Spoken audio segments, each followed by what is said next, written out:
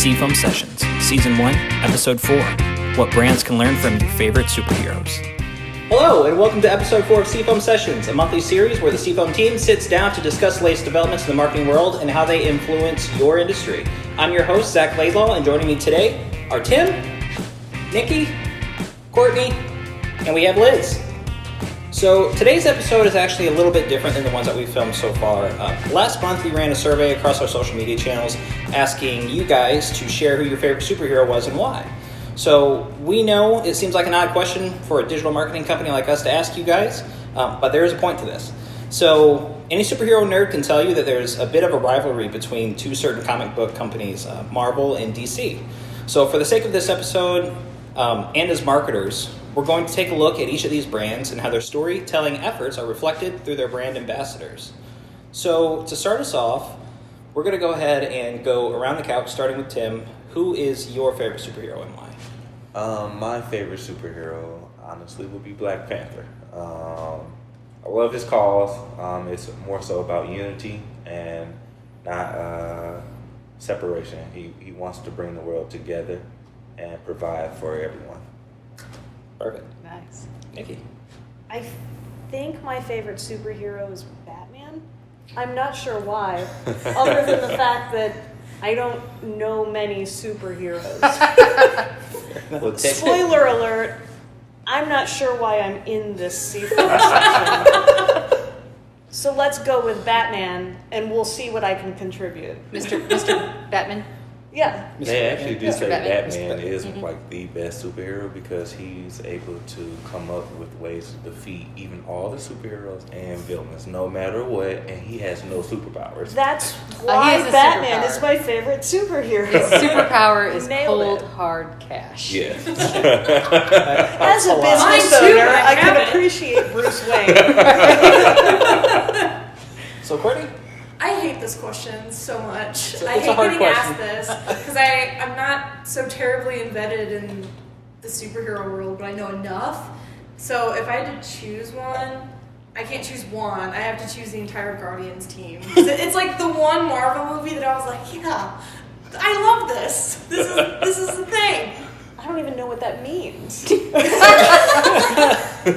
Guardians of the A Galaxy. gang of people. I'll take It's your just word a for gang it. of people. It's just a gang of like space outlaws. Yeah. And like just describing the space outlaws, I'm like, yeah, this was written for me. And I'm guessing from the name, they probably guard the galaxy. You. All right, we're good. Whoa. We're good. Ish. It's really good. It's a stretch, but we're good. Yeah. All right, Liz? Ever since I am a superhero geek, for the record, and I've been a Thor fan since I was a wee little thing. So one would think that I would say Thor, right?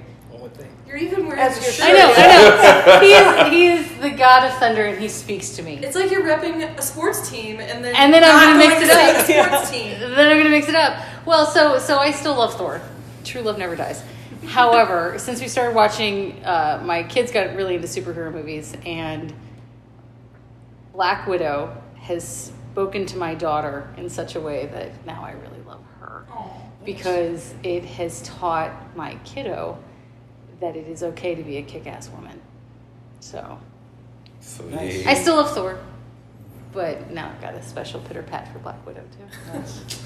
Zach? So this is a hard decision for me as well. It's always a tie between Iron Man and Spider-Man. Spider-Man's just cool. Like, he's just cool. But Iron Man probably wins a little bit more just because from my perspective, I've always loved technology, and it seems like one of the most feasible superheroes. You know, someone making a suit that they could wear and actually, you know, turn them from a normal human being to this superhero. Robert Downey Jr. as Tony Stark is amazing as well. I love his confidence, his sense of humor, sarcasm. He is Tony Stark. Yeah. So it's And his money. and the money helps. Drives a nice car, has a Yeah. nice house. But no, I think that Iron Man is the most plausible. I'm sure there are people who will argue with me, but he's probably my favorite. So we all just said who we think our favorite superheroes are. Nikki kind of has a favorite superhero. Ish. So what does any of this have to do with businesses, brands, and marketing? You guys are probably wondering that. So we're going to go ahead and try to answer that question. Liz, I'm going to kick that off to you. How do you think that the superhero universes of Marvel and DC influence brands and companies? So I think that we took a survey online and we asked everyone what their favorite superhero was. And we came up, a world of different answers that I'll let you speak to in a second. For sure. But I think it's important to note the differences between what is known as the Marvel Universe, or the MCU, and the DC Universe. And the way DC Comics have set up their storytelling narrative is a bubble at a time. So you had the Christian Bale Batman bubble. You had the Michael Keaton Batman bubble forever ago. You have the Wonder Woman bubble. You have all of these individual characters with individual stories that people relate to on various levels.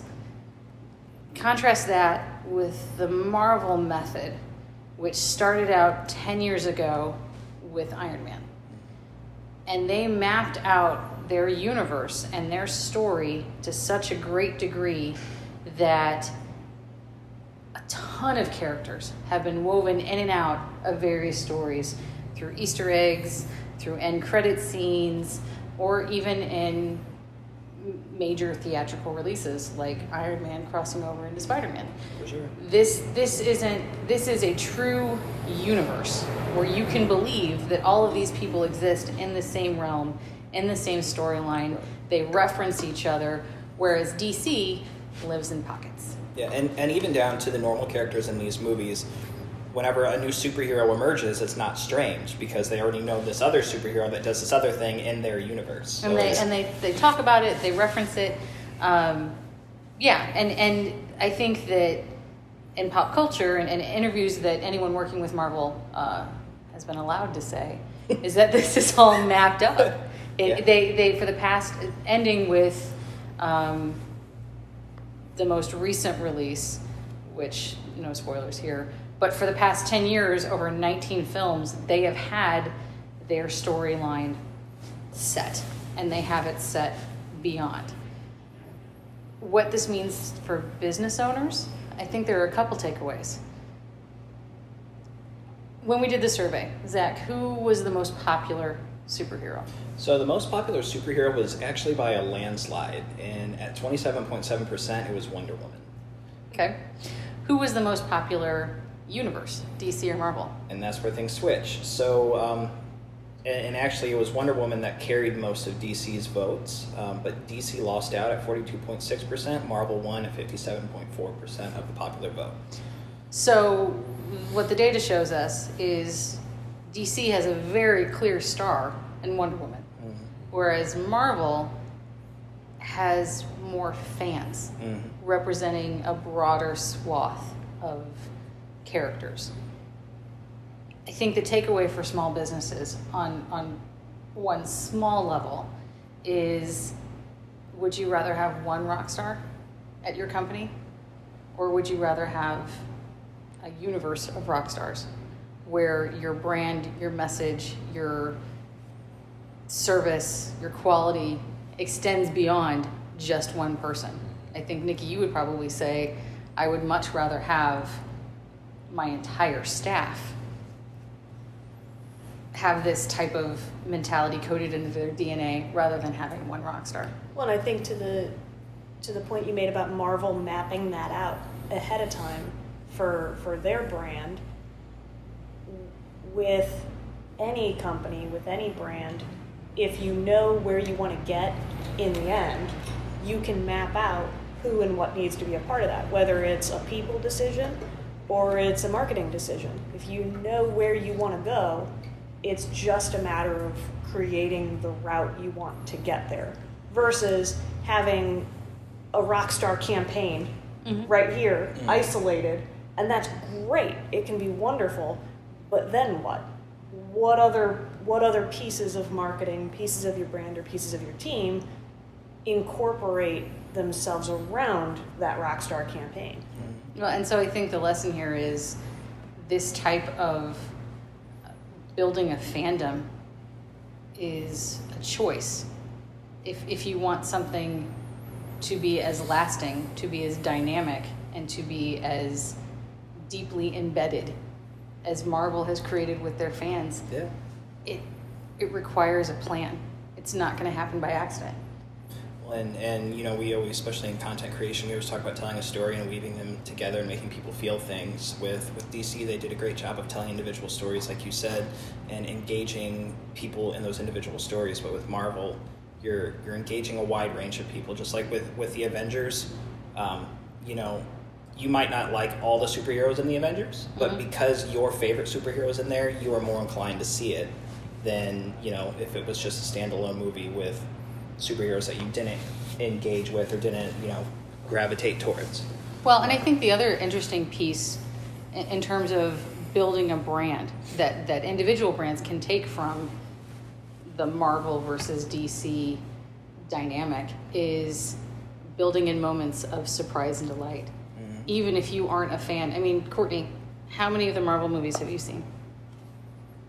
I don't know. Lots. It's Pretty much all not lots. Really? Really? I preface this at the beginning. This is like the one fandom piece in pop culture that I have not embedded myself in like I have with everything else. Okay. And I don't have any sort of cohesive reason why that didn't happen for me. Like, I've seen Marvel movies here and there, but I've never connected with a character in the Marvel universe like I have in my 20 other places where I place my fandom. So Courtney, maybe you may be the example of there is just a finite universe for fandom. The best way that I can explain my relationship with Marvel is I saw the first Captain America movie and I liked it, and I was in high school when that came out, and then as it progressed, like, I never saw any of the Iron Man movies. I didn't really have any interest in it. And then, like, when the Avengers came out, that was my senior year of high school, and I remember that being like the biggest deal because that was the first time that they were putting superheroes in a movie together. So I saw that opening weekend with my mom and my brother, thoroughly enjoyed it, but then after that, just, again, never went out of my way to see any more of them. And the first time that I saw a Marvel movie where I was like, yeah, this is it. Like, this is the superhero movie that I'm, like, genuinely enjoying and not just watching because it's a thing, that was Guardians of the Galaxy. And then I noticed a pattern. I really loved Guardians and I really loved Deadpool, and I went into it really not knowing anything about them. So then I finally kind of made the link. Personally, I was like, all right, the Marvel films that I tend to gravitate towards and the storylines I tend to gravitate towards are the anti-heroes, the people who aren't your signature superhero. They're kind of outlaws, they're outcasts, they're just kind of there being who they are. Yeah. And, like, that's what I've kind of connected for myself. Like, don't get me wrong, like, more recent films, like, I saw the new Spider-Man, it was okay, like, I had fun, it was cool, but I'm not gonna go out of my way to watch it again. And then I saw Infinity War strictly because my boyfriend didn't want to see spoilers from it opening weekend, and I didn't either, so we were like, all right, we were both in mutual agreement that, all right, we gotta see it to avoid, like, what's going on. But even then I went into that not feeling that same emotional connection that I feel with everything else that I'm involved in. So I think, though, that there's even a lesson to be learned there for brands, because we are vastly different demographics. Even you make a proof point here. Being the non-superhero fan, you're not going to connect with everybody. Your brand physically cannot connect with everybody across the board. It's not going to happen. Yeah. So if you try to please everybody, you're only setting yourself up for failure. Yeah. That being said, we all have different moments and points where you did feel Guardians of the Galaxy, Deadpool, where you did feel a bit of a connection. And I think that, again, what a brand can learn is identify your audience and diversify to such a degree that you can capture various demographics, provided your messaging is on point. You said it yourself, I go for the anti-hero. There is a segment of Marvel that is built for the anti-hero. Yeah. And our voters actually agreed. Second place was Deadpool at 12.8%. I mean, because he's hilarious. Like, He is hilarious. So it's kind of refreshing in a way of what all the normal superhero type movies are. It's a twist on things. It's kind of like It's almost he's not really. satirical. Yeah, it's like he's not a hero. He just kind of fell into this, and now this And he doesn't want happened. to be a hero. Yeah, but it is what it is. So it's interesting dynamic, but our voters agreed. It's that also super popular. adult. Oh yeah, Super adult. Yes, Which it speaks to a different way of differentiating. It is the segment that is pulled out that is, you're not going to watch this with your kids. or you shouldn't. That's a whole other issue. No too, right? Just know what you're getting into before you do. Right. Prepared to have some interesting conversations. Yes. Even though it seems pretty apparent that the bulk of our poll takers Yeah. and internally, we all kind of gravitate toward Marvel, except for Nikki. Well, and I was going to say, out of the You people can't even that count my vote. Let's all be honest. But it's true. Like we didn't, as a team, we didn't talk about this topic at all before we sat down on this couch. Liz wore a Marvel Thor T-shirt without talking to any of us about who our favorites were. Tim also wore a Marvel shirt. There's a pattern happening here. We should also mention that Tim did a superhero reveal of the shirt earlier. He did. I when wish he we had asked gotten who that. else wore a shirt. Glorious. We might need to do that The again. best. It was pretty good. yeah. Also, I think there's something interesting though. The one who knows nothing about superheroes, I know Superman and Batman DC. and Wonder Woman because Also those DC. are isolated Yeah. stories. Yeah. And have they been around for longer? They've been around for longer, right? Not longer, really. It's Don't listen to anything I'm so saying. here's a fun fact that I actually wrote this down. Marvel and DC both started their brands in the 1930s. They were only a few years apart from each other. Now, I don't know when each superhero was born, but as far as their companies are concerned and starting to build their brands, they came in around the same time. So And they tend to mirror each other. So if one has as far as the comics go, if one has kind of a bit of a hit, you might find the other one introducing a character very similar. Did Marvel come out like Superman and Batman? Like Superman started in the 70s with movies. Right? Yeah. Did Marvel have? Batman was a TV show, Adam West. So did Marvel have any sort of equivalent of that during that time period? As far as I can remember, they never had any sort of fluid TV show or any sort of visual content like that. And as far as I can remember, the first kind of recollection I have of anything Marvel related is like that crappy Hulk show from like the 80s. That's like my Rigno first- will- No judgment. So just for fun, because Google is exciting, Batman was actually one of their first superheroes in 1939, which was about the year DC started. Superman didn't come about until, now I might misread this. The movie came out in 1978. Let me see if I can Christopher Reeves. find. Yeah, let me see if I can find whenever Superman was actually. But I wonder how much of a part that plays between them isolating their storylines and if there was more widespread media over DC. For someone who doesn't know anything about comics or DC and Marvel, those are the ones that come to mind. Yeah. Marvel had Saturday morning cartoons, but so did DC. That DC was after school cartoons. Watched a lot of TV as a kid. I think in this context, but easing away from cartoons and looking more movies, at blockbuster type content. Marvel dabbled in the Spider-Mans. So here's some more interesting information. So Superman was actually DC's very first character in 1938, followed up in 39 by Batman. Marvel's first character was actually the Human Torch in 39. He showed up in the very first Marvel comic. So there's some interesting information for you. We had Batman and Superman and then the Human Torch. Were kind of the first. Yeah, so they were like the first superheroes that showed up in comic books. Interesting. As far as DC and Marvel are concerned. I think a big part of this though is the desire to, in recent memory, both DC and Marvel have tried to reboot, more or less, and so we're talking in the past 10 years. Between the reboots of Batman, the reboots of Superman, and... I mean, how many reboots Spider-Man has had? Right. So it wasn't until... Especially recently. Like, at least Batman's over, Right. a big span of time. And Right.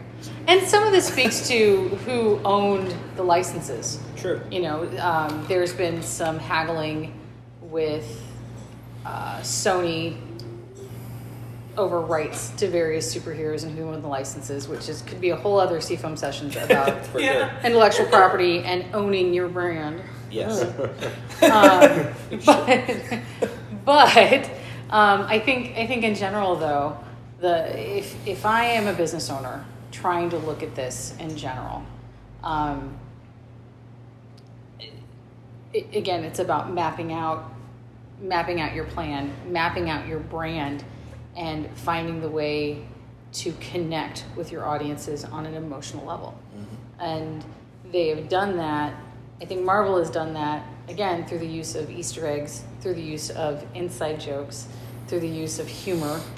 Connecting everything Connecting everything together. Even though they have all these movies, they're all together in some weaving way. a narrative Yeah. that connects in a much bigger way.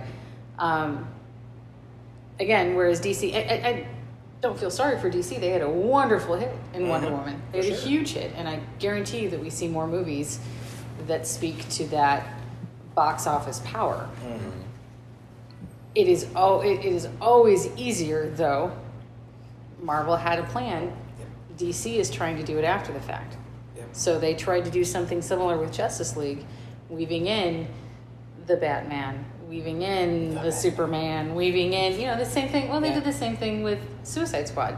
For sure. Trying to be the antidote to Deadpool with a more adult offering, but it feels more like an afterthought. Yeah. It was an afterthought, and shooting that movie was an afterthought. They had to reshoot, I think, 80% of it, because when it was being tested by test audiences, their biggest complaint was it's too dark.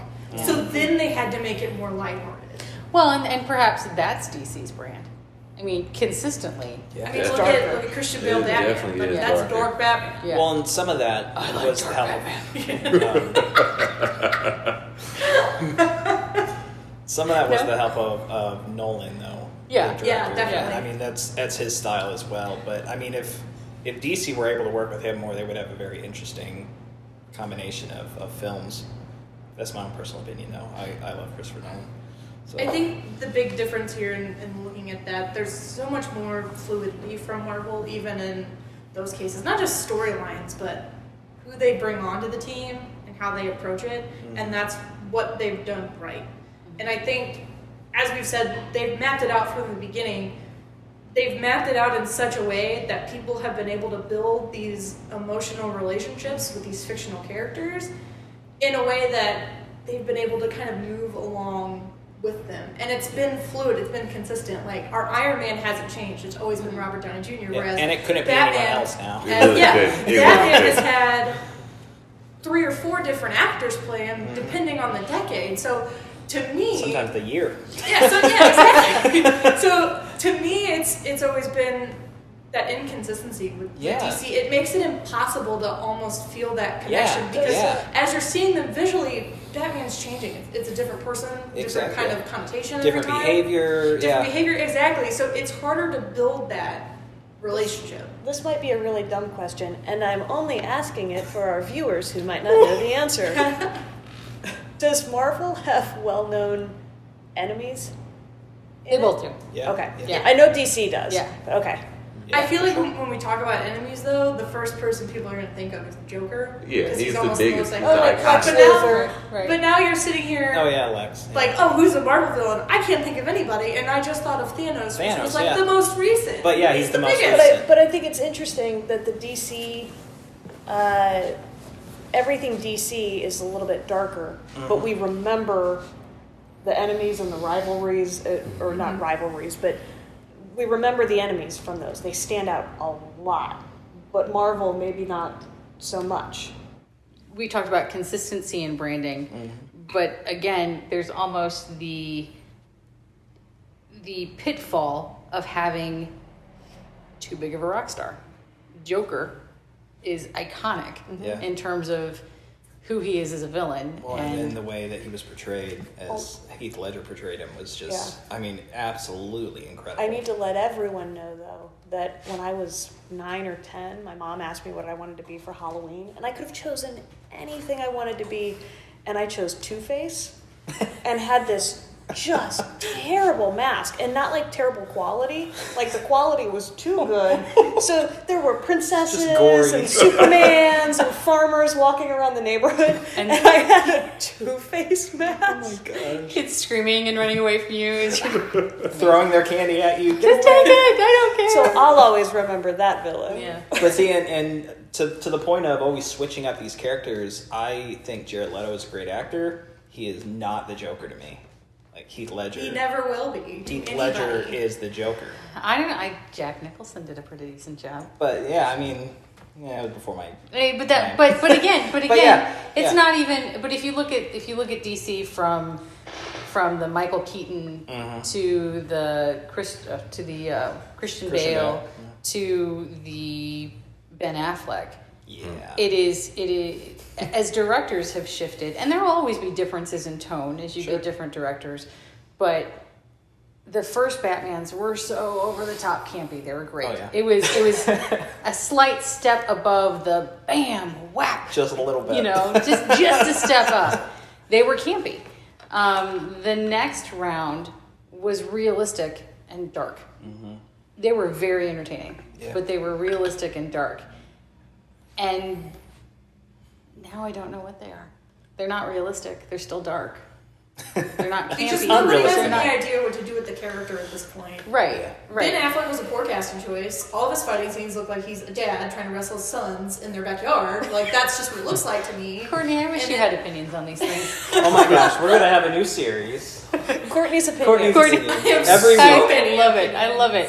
What do you think about fill in the blank? But I agree again from really grinds my gears. I love it. So bringing this around, but from a branding perspective, it feels like DC as a brand right now is slightly lost.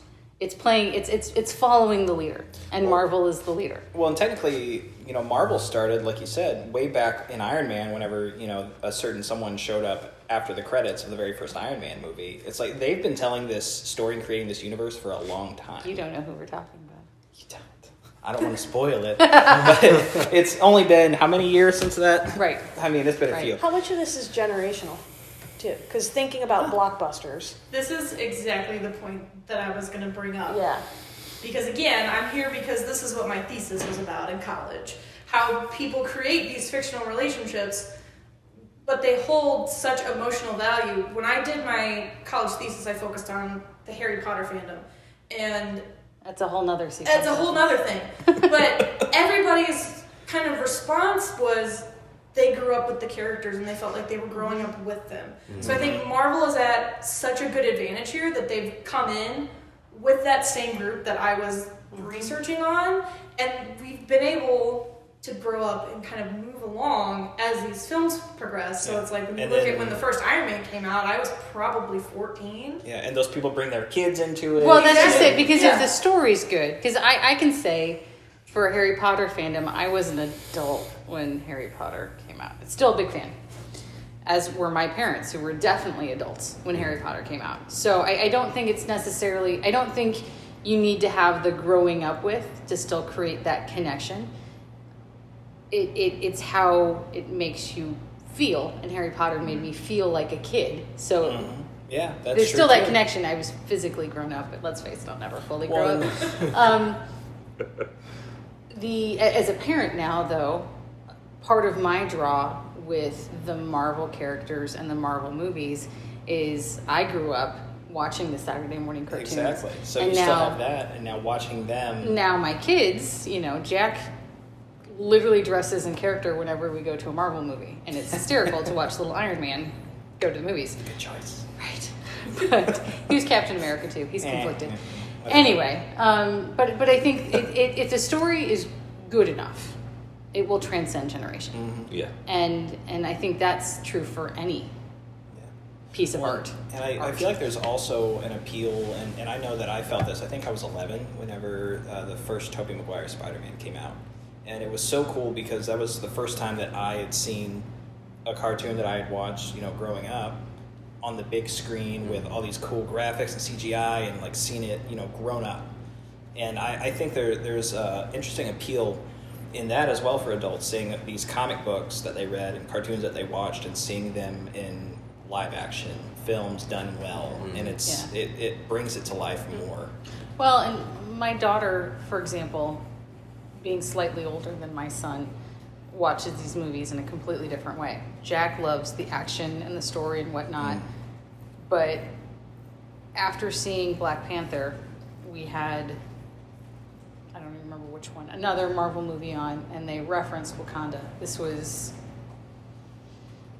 8 years before, I think it was Iron Man 2, it was one of the movies where they referenced it, and this was an Easter egg that was built in years before they ever filmed Black Panther. That's true. It's awesome. Iron Man 2. It was it, yeah. And so See, I don't even remember that. That's funny. So, but for her, it was being a part of an inside joke. Yeah. It was, yeah. Did you catch that? And so I think that's the other interesting piece of Marvel is you can pick up little tidbits and Easter eggs. It surprises and delights its audiences, which is another thing that I think businesses can build into their strategy. How do you create a connection with your users or your consumers in ways that lets them in on the joke, that lets them feel like part of the community? I think having a dynamic brand with more than one or two layers.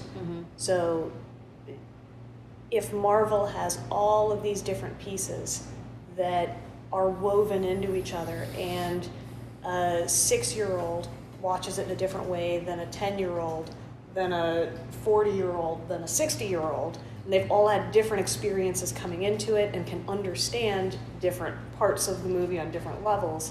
I think there's something to be said for that for any brand. That, you want to stay on message, you want to stay on point, and you want to convey your purpose and your why. But the way that you convey that can be a little bit different depending on who you're speaking to.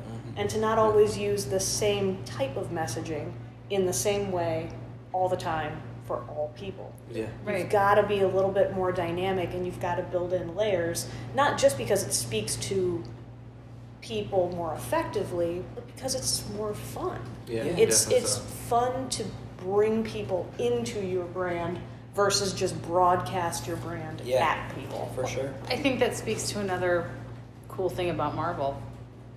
Everyone who participates, everyone who's part of the Marvel family looks like they're having a lot of fun. Right.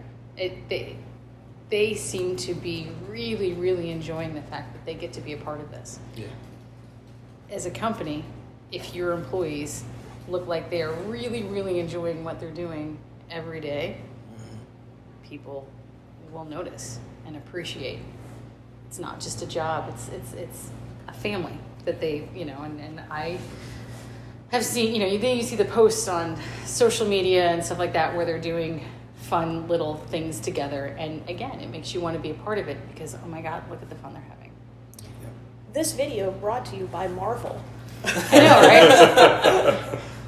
But it is true. There is a stark difference between the way the two companies operate. Yeah. I will not say if that was intentional or not. I wouldn't have gotten that 45 minutes ago. Yeah. But there is a difference in the way that they both operate, and there's proof based on votes here as well as probably box office numbers that one of those methods has been more successful than the other one. So I think the takeaway, be like Marvel. Like Marvel. Tell a story, connect your messages, engage your people, your customers, and your workforce in a way that is fun, exciting. Not to say that DC has done everything Yeah. wrong. No, There are no. clearly things that they've done really, really well.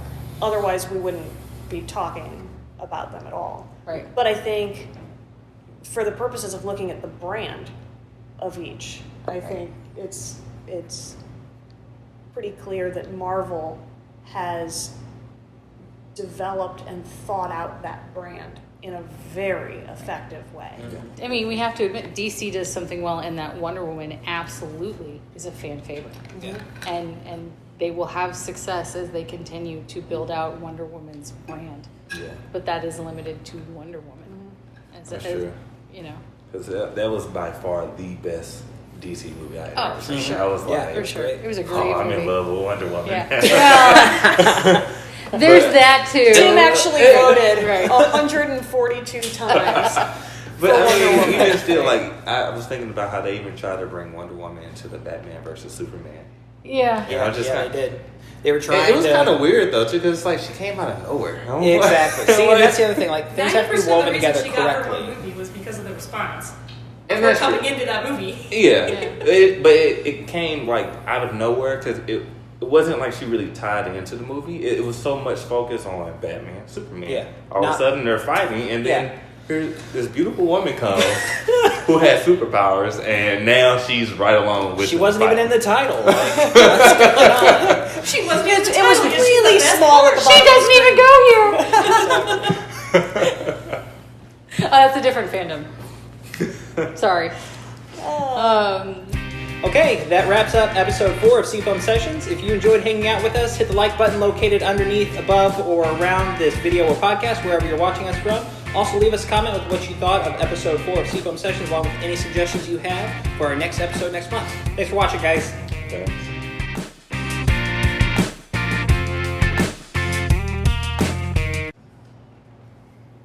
Starting to fly too early.